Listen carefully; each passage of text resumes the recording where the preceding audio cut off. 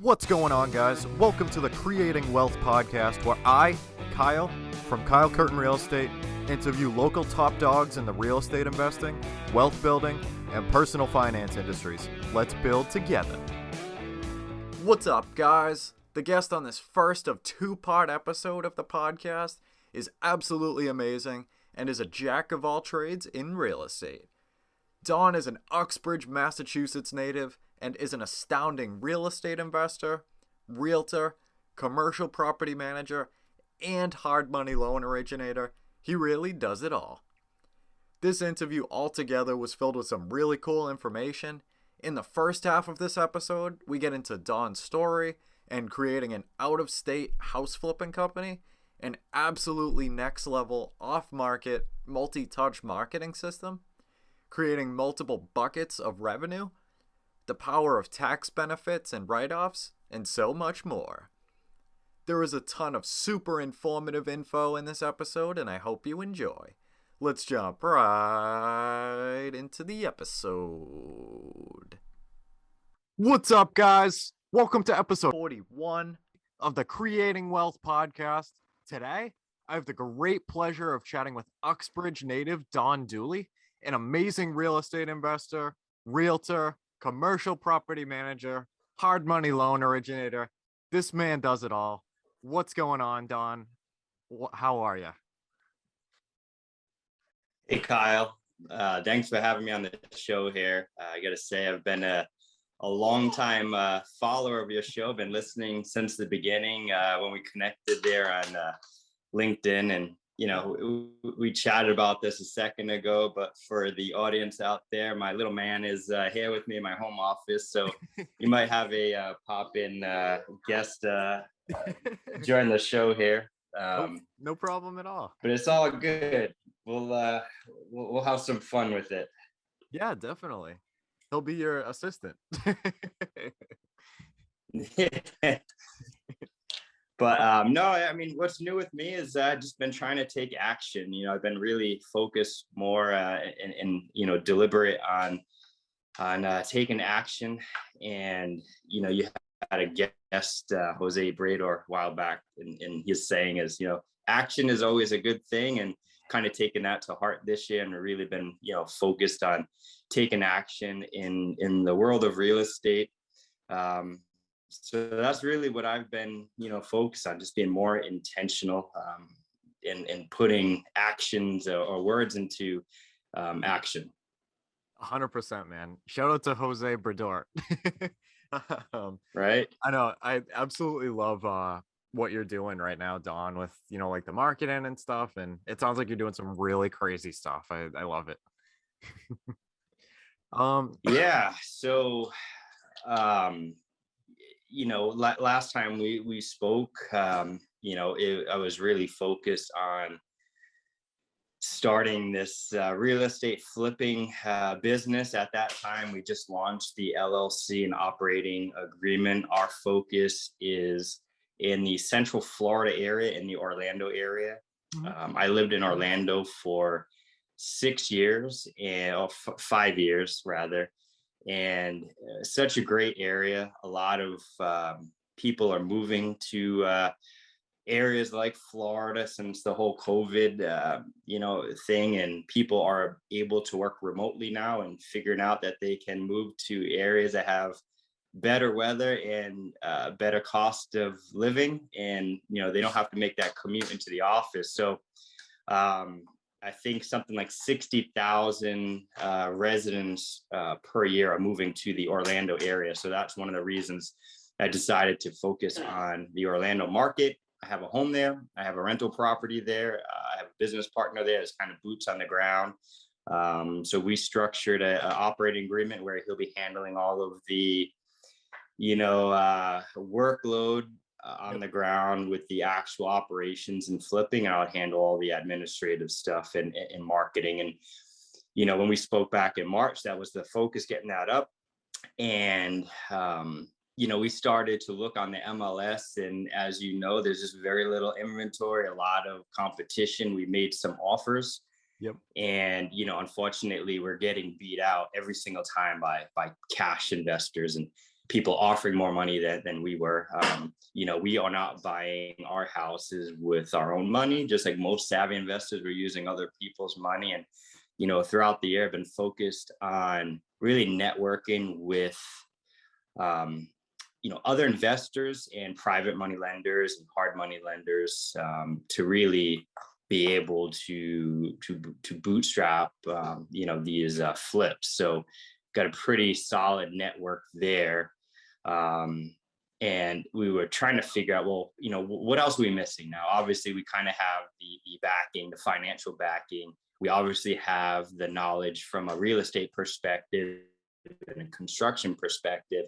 Now we just need to get deals, right? That's kind of the main crux of the business, right? You got to get deal flow in front of you to be able to get things going. So, and sometime in April and May, I decided that we were going to focus exclusively on off-market opportunities. And really what off-market means is that we are going to be marketing directly to homeowners that may be interested in selling their house before they decide to list with the realtor or on the MLS. And what that allows us to do is go in and make an offer on that property before it's marketed to the masses, before 25 to 50 other investors are looking at that same property.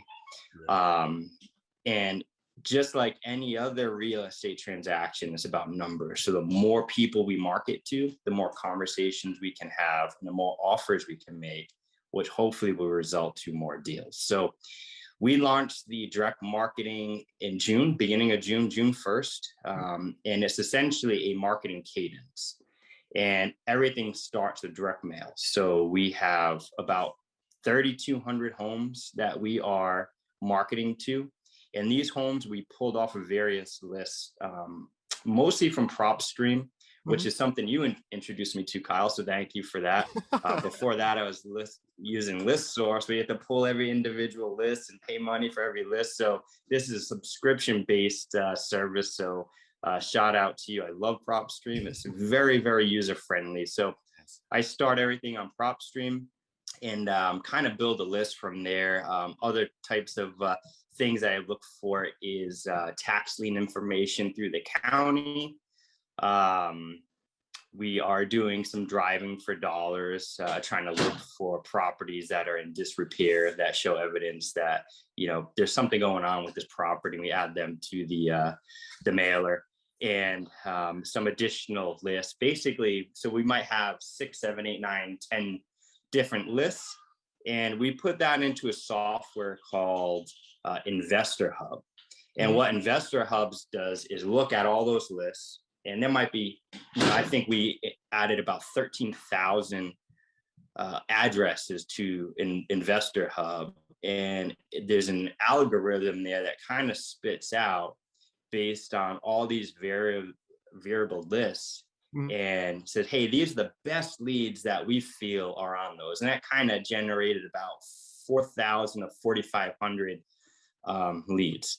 Yep. And then what we did was really kind of drill down even more and really select the exact zip codes that we wanted to be in, and, the square footage of property, all these random, things that we thought would be the best for, flipping in that market.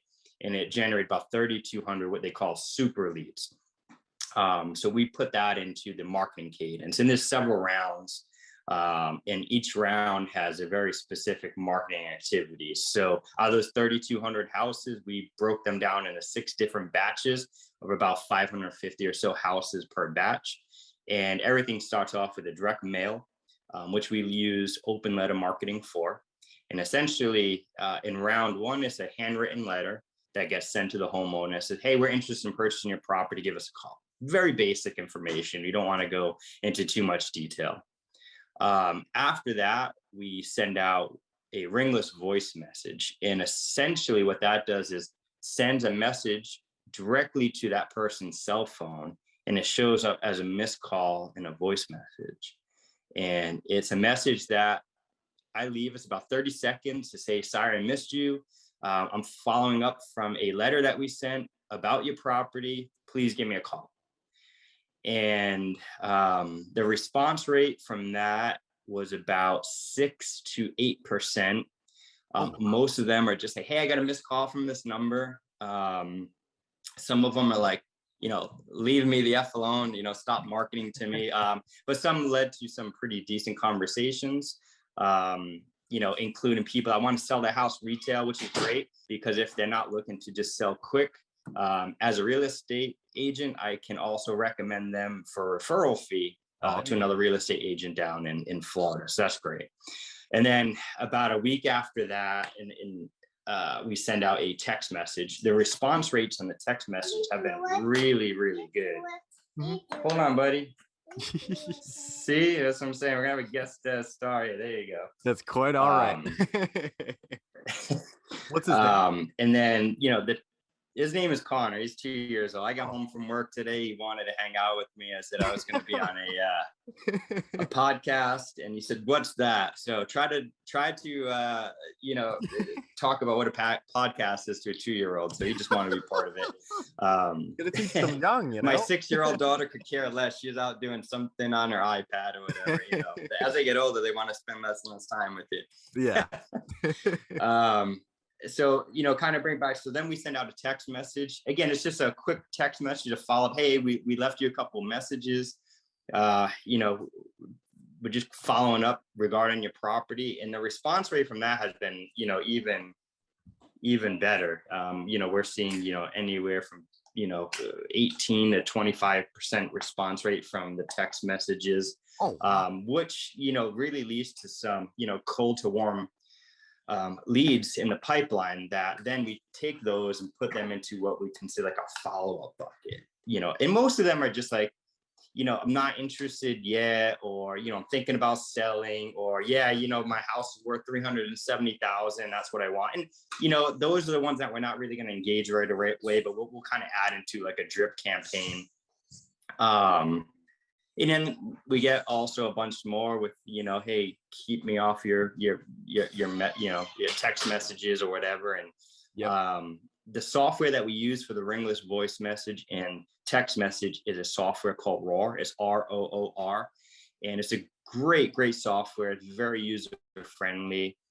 Anytime someone mentions certain, trigger words like stop or puts inappropriate word in there, it automatically suppresses that number, so we will never hit that phone number again. We can also do that manually if we have some conversations with them and we want to take them out and put them into one of our follow-up buckets. We want to kind of take them off the general population. We can do that as well. And then a week later, we do a follow-up ringless voice message. And then finally, with the final marketing activity is an email. And basically, we'll continue to cycle those marketing cadences round after round. So the more times you get your brand in front of the homeowner, the more likely you're going to get a positive response, because in the real estate business, everything is about, do they know you?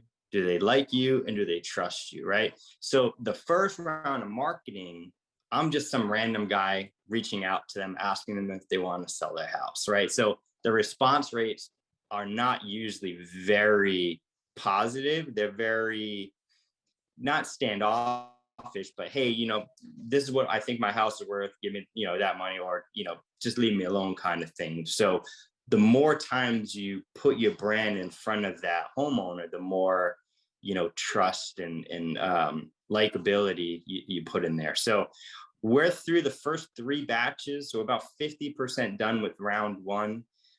We were able to build a small pipeline so far of what we considered cold leads. So, we haven't had that one low-hanging fruit that has a $300,000 house and wants to sell for $100,000, right? That's always a goal, but those are very hard to find, especially in this market. But the idea is just to continually pump out our brand in front of the homeowner. So that's really been my focus on the real estate investing side, is the flipping business. When we talked a while ago, that was just something that came out of the need and the desire to drive opportunity for capital. that we can then redeploy at some point into rentals. So that's kind of our strategy right now. The other thing I've been really focused on is growing and developing my real estate sales business here in Massachusetts. I got my real estate license early in the year out of, kind of what we're seeing in the world with COVID, where employees kind of become dispensable, right? As an employee became an expense to a company. We've seen so many people get furloughed and laid off. And I said, shit, if I haven't had to come home and tell my wife that I was laid off, what would I do to be able to pay the bills? And yes, I have a great job. I have a great career in real estate as a commercial property manager. Love my job. However, I don't want to hitch myself to just one source of income and revenue, because if that ever was impacted, I didn't have a second or third bucket to generate revenue. So I got my real estate license, and I said, I've been doing real estate for a very long time. I'm very knowledgeable about real estate. I've done, hundreds of leases. I've managed properties in a portfolio of, $2 billion in real estate with a NOI of $200 million. I think I can help some people out on their residential real estate side too. So initially I got my real estate license to earn an income. And, quickly that changed to, wow, I really like helping people. I mean, this is really fun. It's cool. I enjoy it. And I've kind of cornered myself, not, at first, but now really intentionally, to first-time home buyers and house hackers. We hear about that term all the time on Biggerpockets, and I really kind of grew my business with helping people house hack and first-time home buyers. And I realized it wasn't the home buying and the negotiating and stuff like that I enjoyed the most, but it was really the educational piece. I really loved helping clients figure out what their goal was and how are we going to get there, and helping them through each step along the way. Because someone like myself, who's purchased and sold many homes throughout my life and in my professional life, things come easy. I know exactly what that next step is. It's almost instinctual. And you kind of forget the first time you bought a house, how nervous you were. Like, holy shit, I'm about to make the biggest investment of my life and spend the most money than I ever have. It's really good to have someone there that can kind of be your mentor and help you throughout that process. So I've really enjoyed that piece of it. And that's really kind of also been my other focus since we spoke last a few months ago, and really building that business, and really enjoy that piece of it. Wow. That's incredible, Don. Oh my God. I really like that. I honestly, I fell in love with like the system that you have too for like the flipping business. How many touches is it? Like I lost count. It's gonna be like 6 or 7 or something. Well, I mean, it's a lot. So each round has about 5 different touches. So you're getting a direct mailer, and each round will be a different mailer piece. So the first round is a handwritten letter. Second round could be a professional letter. Third round might be a postcard. And you want to always change it up. The reason we do the handwritten letter first is chances are someone's going to open up a envelope that's handwritten for several reasons. One, people just don't get handwritten mail anymore, right? It kind of stands out like, wow, someone wrote me a letter, let me open that up. And the open letter marketing does a great job because they have a process in place that it really looks like it's handwritten. They use robotic machines, everything's kind of handwritten out. And it looks like I literally sat down and wrote 4,000 handwritten messages, and it has a great logo letterhead on there for our logo, which is 3D redevelopment. So it really kind of stands out. And then obviously then we have the two ringless voice messages, the text message and emails. And hopefully in between there's some dialogue back and forth, either on the phone or via text message. Yep. Some evenings I feel like I'm, sending out so many different texts back and forth. But again, that's just to build rapport, because I might not do a deal with that person today, but when they're ready to sell 3, 4, 5, 6 months from now, they're going to remember the interaction that I have.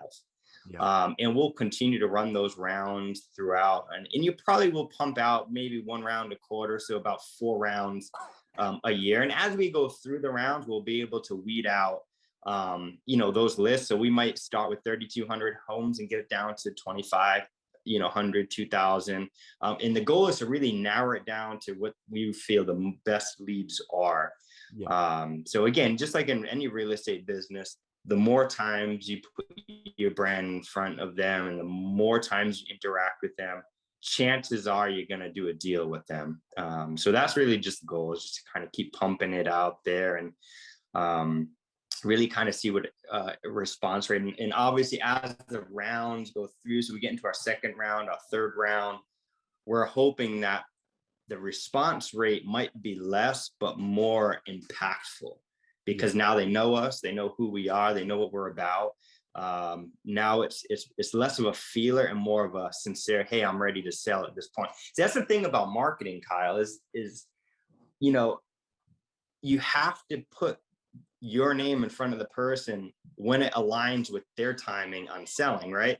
Because we don't know when that is, right? Someone might be facing a problem right now with their property, but might not be in a position to sell today. But if we don't keep the conversation going and keep our brand in front of them when they're ready to sell 6 months from now, they're going to go to a real estate agent, or you know what, they might have 4 other investors, send the mailers. So we're trying to just differentiate ourselves and take it one step further. We're not just going to send a direct mail piece. We're going to keep hitting them with all different kinds of communication stream. So hopefully one of them works. So someone might just take a mailer and throw it out. Someone might just delete a voicemail, but maybe someone loves to respond from, text message. So, or some people just love email. So, you can't really focus just on one, aspect of it. And then from there, there's so many different, avenues you can do, which, we haven't got into, but there's, advertising on Google AdWords and, certain social media advertising. But again, it's very expensive and very broad. We're trying to take more of a sniper approach and really go after those leads directly. Yeah. I think it's really crazy. Like you said, like just the principle of like whatever your business is, like hitting your target demographic at the time that's right. That was definitely like a really big eye opener in terms of sending mailers out and stuff, because like, great. Like you just sent out your mailer to like 500 people, but maybe like 1 or 2 of them, it could be like maybe the right time. But, if you send another mailer like next month or next quarter or whatever to like the next set, I don't know. I feel like that's a really interesting like idea, like the fortunes and the follow-up kind of thing. And I think it's extremely interesting. Yeah. And, as we scale this, those numbers might get larger, but, you want to focus on a pool that you can send communication out repeatedly, because obviously any marketing costs money, costs time. So if we started with 30,000 houses, we're able to touch them one time, versus 3,000 houses, we can touch them, 10 times. I'd rather do that, right? I'd rather have a smaller pool and be able to touch them multiple times and build that brand rapport, versus a larger bucket of people that we're only able to touch, a limited amount of times. Yeah, that's something that I definitely have to implement. Because like I wasn't really sure with the mailers, like I was just going for like quantity. So I was shooting for like that 30,000. I mean, obviously figuratively, like not really knowing like what I'm doing. Right. I feel like it's a lot more interesting to take that more sniper approach, and just keep hitting like the same people with different different forms of whatever the word is, communication. And I want to stem back to something you said a minute ago too Right. about, And oh, sorry. sure. I was just going to say, I want to stem back to something you said a minute ago about like people's favorable communication. So like, some people like might be extremely interested, like if you send them a text or like the ringless voicemail, or some people would rather direct mail. Like, I feel like that's like just like pretty cool, like across the board, you know what I mean? Like, even if like you don't really know what your favorite is, like I feel like like sorry. I'm trying to figure out how to word this. So basically like the form of communication that like you favor as a person, and like just having like different brands and stuff, and like having your company like strike that nerve in particular. Like if you don't like the phone or whatever, like you might freak out if somebody cold called you, but if they sent you a text, like you might be a lot more Right. open to it. I really like that, you kind of get those touches in different ways, and be able to kind of hit all those different forms of communication to see which ones actually stick. I think I think that's extremely interesting. Yeah, and you mentioned the cold call thing, and listen, cold calling works for sure. You have to do it the right way. Um, but people filter out their calls a lot more now than they ever have, especially with cell phones and caller IDs and stuff. Yep. So it's really hard to get in front of cold call, and you spend a lot of time dialing numbers, leaving messages. So what I like about the ringless voicemail is you're sending out that message to a vast amount of people pretty quickly and very affordably. I mean, you're talking about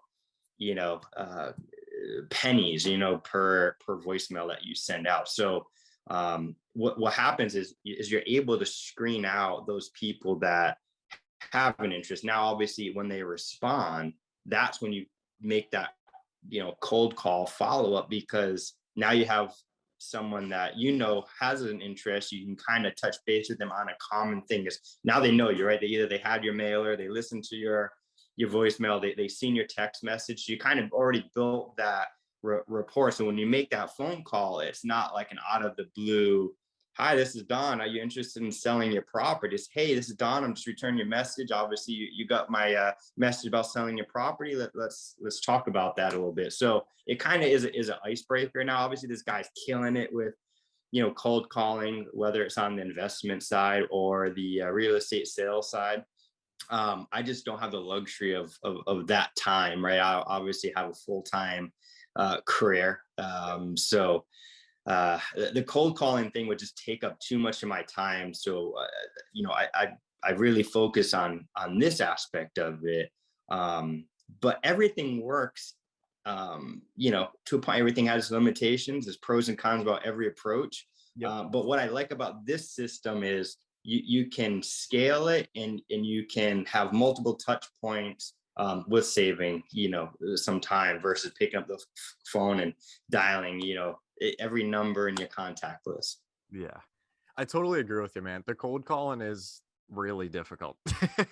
Like, Yeah. I'm trying to get like pretty decent at it, but like there's a lot of times where I just like really don't want to call those 25 people. You know what I mean? Like it's tough. I honestly, like, I've heard the ringless voicemail idea like thrown around a decent amount, but never really looked into it.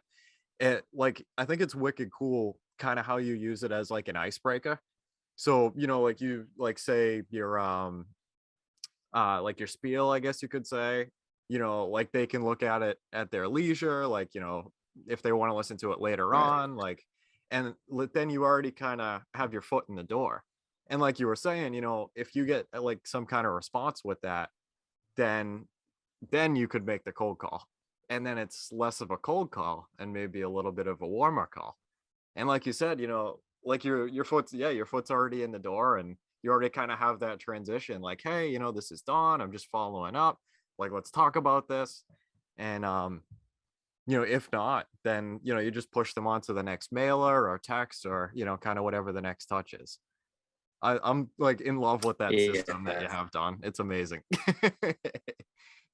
Yeah, and I'm gonna credit where credit's due. I joined I guess you call it a mastermind coaching with REI deal generators. Mhm. This program was developed by Tucker Merrihew and Justin Silverio, Okay. two really, really top real estate investors. Justin is here in the Boston area, and he also owns Open Letter Marketing, which is a marketing company that we use to send out the direct mailers. So both really great investors, and hopefully just I can learn a lot from them. And they've been working the system for a while, and it's paid very great dividends for them. And hopefully we can replicate it in our business as well. Of course. Yeah, that's incredible. Oh my God. Um, ooh, what is the most important lesson that you have learned over your career so far? Man, I mean, you can kind of take this question into many different, aspects. But the one thing, a hard lesson to learn is, um, you know, don't sell real estate. I mean, that was a tough lesson I learned young. So, kind of how I got started in my real estate journey was somewhat of a house hack. Back in 2006, I purchased my grandfather's really old multifamily. It needed a lot of work. I purchased that. I spent a lot of time, money, and sweat. Basically, flack of better was flipping it, right? Put a lot of money into it, gutted the whole second floor, lived on the second floor. Had a tenant on the first floor. Ironically, that was my sister. So essentially I was living for free, right? That's kind of how every house hack starts. You want to live as cheap as possible. Most times that involved either, purchasing a multifamily house or buying a large house and renting out the room so you can kind of live free. And that was great. And I think if I would have been can go back in time and talk to my younger self, was, continue doing this. And I made my first mistake was I pulled equity out of that house and purchased a single family, right? My girlfriend at the time, we were moving in together. We didn't want to live on a second, floor house. And we decided to buy a single family house, which is great. American dream, having your own house. I was able to rent out the second floor then and had a income producing property, which is great. But I would have back then either purchased a duplex, another multifamily, and continued that, every year, which I try to teach, these first time home buyers and house hackers is just continue this. And at some point you'll get to a point where you're financially free, because these will generate a lot of income. But what happened was,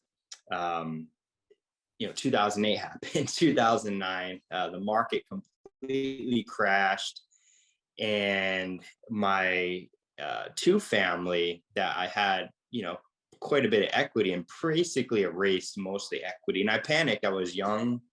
I was just married, and I said, well, I got to get out of this. I got to sell it, while I still can make a little bit of money. Yeah. And I sold that house. I made a decent profit.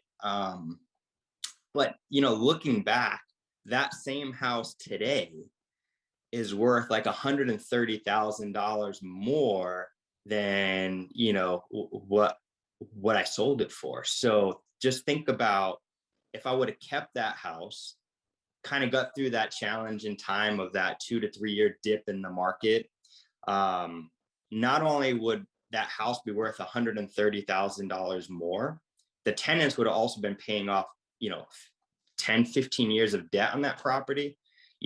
Just think about how much more my net worth would be just by keeping that one house, that one, unit.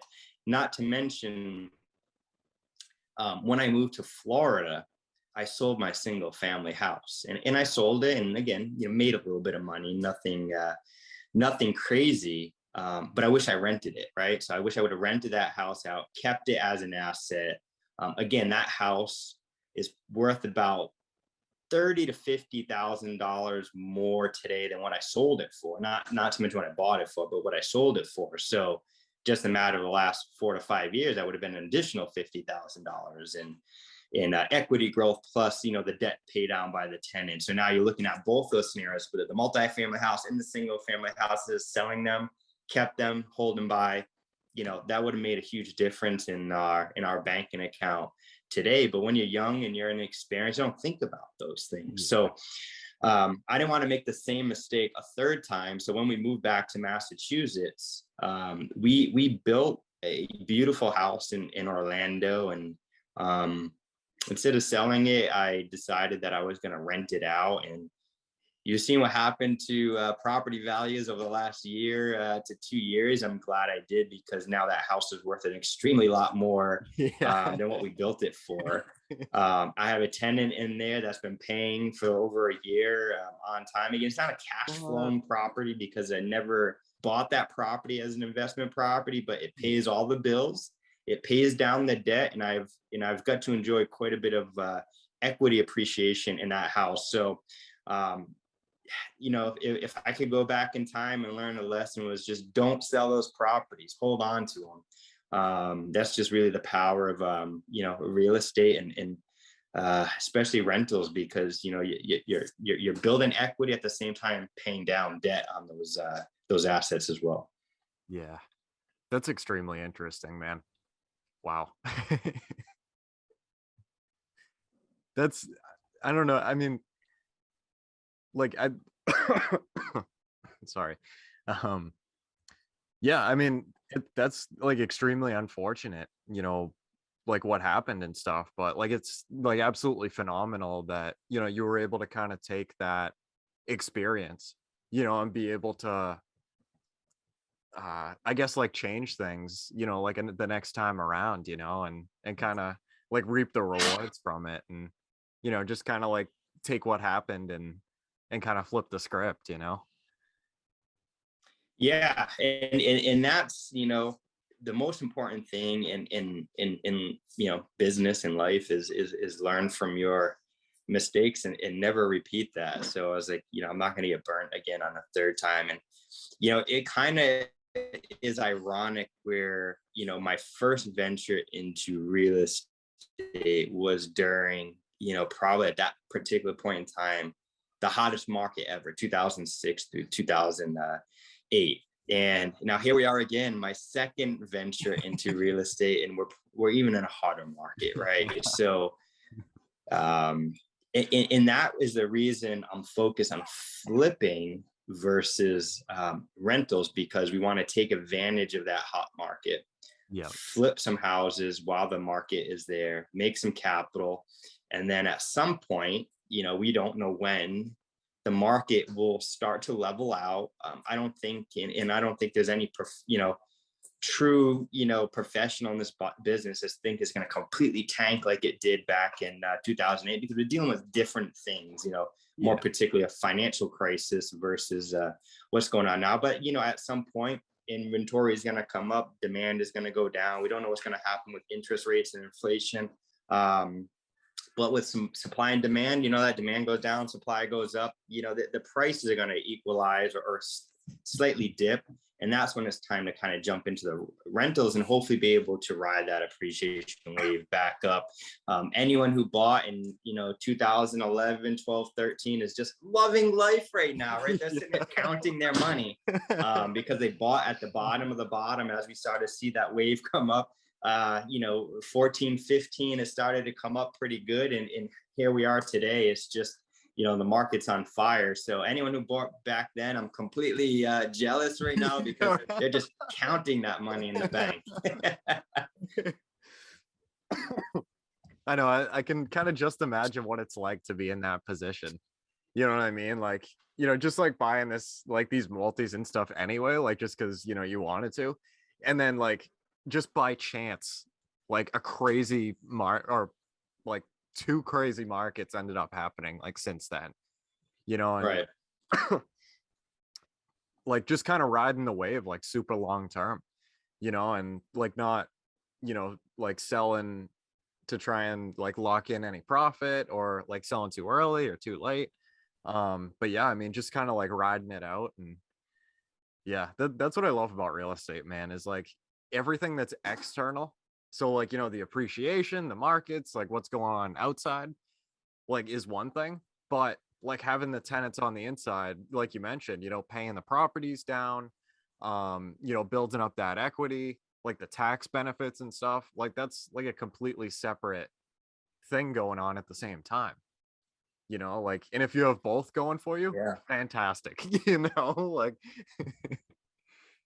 Yeah, anyone who bought real estate, 10 years or so ago is like buying Google, right? When everyone's like, I should have bought Google in 2001 or whatever. It's the same thing. I mean, they've had significant appreciation. Rents have gone up significantly, which also adds value to their properties. So yeah, it's that's why people always say, don't wait to buy real estate and wait, because over the long term it's going to produce very well.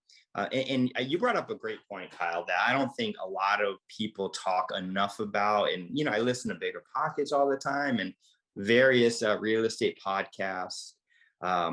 People always talk about depreciation and the cash flow and all this, but I don't think they talk enough about the write-offs, right? And the power of depreciation and being able to write those assets off and write money off of earned income.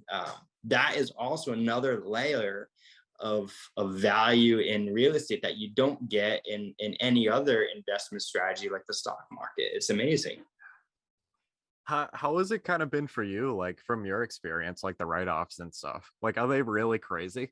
Like, I'm just kind of like starting to dig into like the write-off thing, like for business and Well, stuff.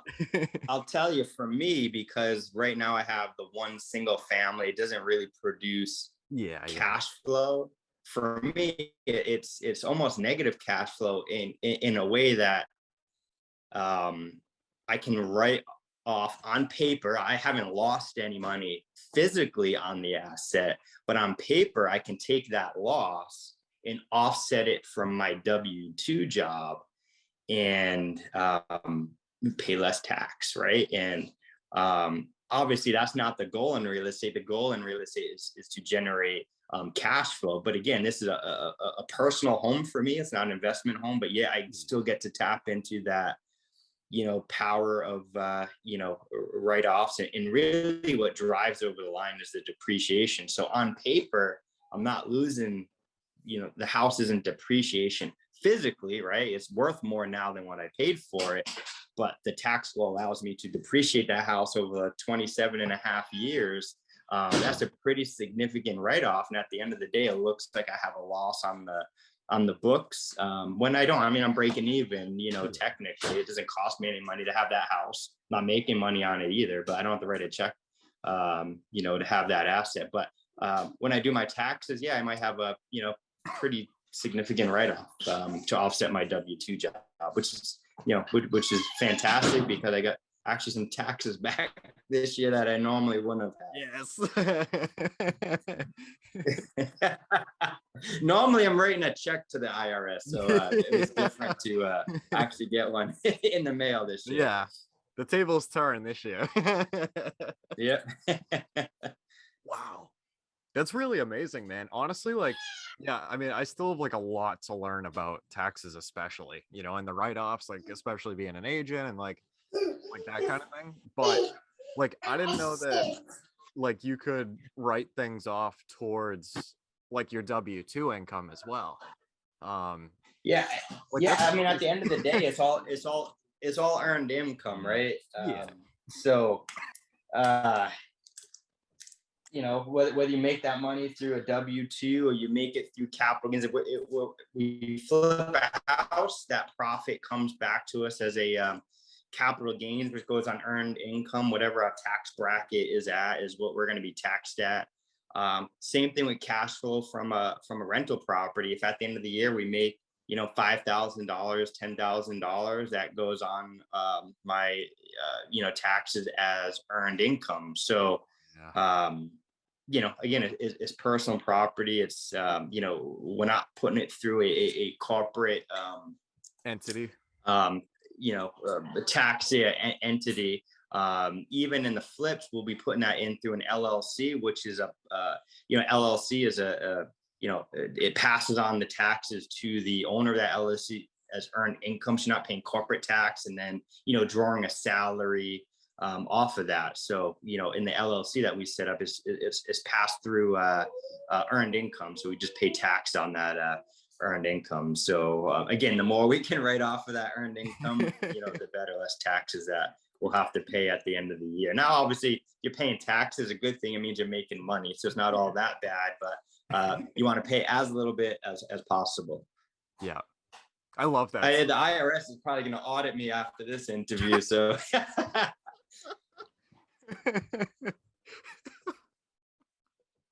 but yeah, I mean, it's the same thing, Kyle. And the real estate sales, I get a commission check from representing a buyer. I can offset some expenses to that commission check. But whatever's left is going to hit me at the end of the year as a earned income, right? Yeah. I really like too that, like, kind of how the tax system works, like, depending on how you look at it. So, I mean, in terms of like, I think it's literally like just the craziest thing in the world, how like the government can be extremely friendly towards, like the entrepreneurs that create the businesses, that create the jobs, and like the real estate investors that, buy the rental properties and give housing, to people, and like just how friendly they can be, like depending on kind of how you work with them. Like it's literally like such an eye opener. Well, like there's probably reasons why they have those tax benefits. And hey, can you saying hi? Because I'm a snack with me. It is probably a reason for that tax code. I'm sure whoever developed the tax code, they probably have certain investments that they wanted to protect, and that's why investors and even people that earn income on stocks, right, stock options stuff, they don't pay taxes on those stock options until they take them out, and they're paying on the capital gains. Again, without diving too deep into the mindset of politics, there's probably certain reasons why they have those loopholes, but they exist for a reason. And you want to try to take advantage of every opportunity that's given to a small business to get by. I mean,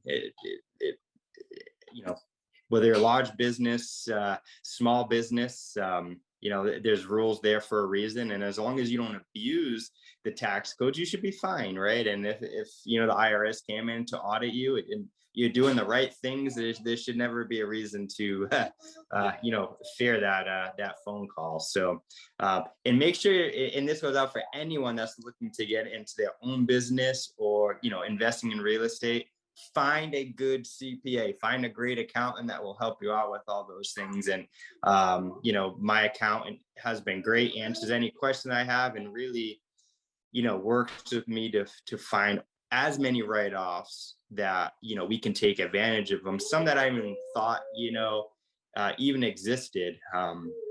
And I'll give you a great example of that. I went out and I flew out to Orlando in April as we were kind of defining this LLC. Yep. And my accountant's like, hey, that's a business write-off. I'm like, what are you talking about? I took a flight to Orlando to hang out with my friend and business partner and kind of talk business. You went out there to start your business, right? Yeah, well, that's a tax write-off. So, my trip to Orlando was paid through a business tax write-off. So, nice. I mean, these things are great. You just got to find, those opportunities. Yeah. I feel like that's really something amazing too, like just to kind of find that like super specialized person, for your team that can get you like all of those kind of write-offs, or even if it's like, a loan officer or like an agent, like just to find that like basically mentor for like whatever specifically like you're looking for. So literally like somebody all the time and like has seen this a million times, and like because I mean, like I feel like like as individuals, like as business owners or investors, like yeah, like you can read up on the tax code and stuff like that, like, and that's great, maybe find some write-offs here and there, but I feel like nothing's really gonna beat like just the solid expertise of someone, especially a CPA who's like specialized in real estate, like with rentals of their own, and like, this is what I'm doing, like this is how you can do it as well. And yeah, I mean, just to like, I feel like it's 100% worth it. I started looking a while back for like a real estate focused CPA, um and I found one yeah, like a while back, so I'm just waiting to get that first property, and like I'm very excited to spend like $300 an hour, like to get this crazy uh the like write-offs and the knowledge, and yeah, just like you said, the person to be able to ask the questions to, and the expert. Right. Yeah. No, for sure. And yeah, it's worth having an expert in that particular niche, right? If you can find a CPA that is really good at real estate, and that's the business that you're in, that's the person you should certainly connect with. My CPA was referred to me by my parents who own the business, but ironically, he is an investor CPA, that his company is really focused around investments, whether that's real estate, businesses, stocks and bonds and all that sort of stuff. So that's really his niche. So it kind of fortunately worked out where he was one that was recommended to me. That's perfect. You you really can't beat that. I feel like that's something really big as well, is to find that person that you're looking for, like to go from a referral, from like other people in your sphere. And like there's a ridiculous amount of power from, just asking people like, oh, I'm looking for a CPA, like, who have you used? Who would you recommend? And be able to kind of vet that, as the opportunities come up and the people come up. Right. Instead of just kind of like, Googling people and like, trying to go on LinkedIn and stuff. Like, I mean, I feel like most of the time, especially like as investors, like, I mean, like, much better than me, Don, like it's kind of a team sport, like to have like all those people on your team, and like, your people to finance the properties, your people to find the properties, flip them. So I feel like a majority of the time is going to be bound to have somebody that you're looking for, that would be happy to refer you over to them, and, see if you guys hit it off. And all right, guys, that concludes our Creating Wealth podcast episode for today. I want to thank every single person that has listened this far. It really means a lot to know that people can learn from me and with me as we build wealth together. Hopefully you can take home at least one thing from this podcast that will improve your life just a little bit. If you could, please check me out on social. That's at Kyle Curtin Real Estate on Instagram, Facebook, and I'm on Biggerpockets. Until next time, let's build together.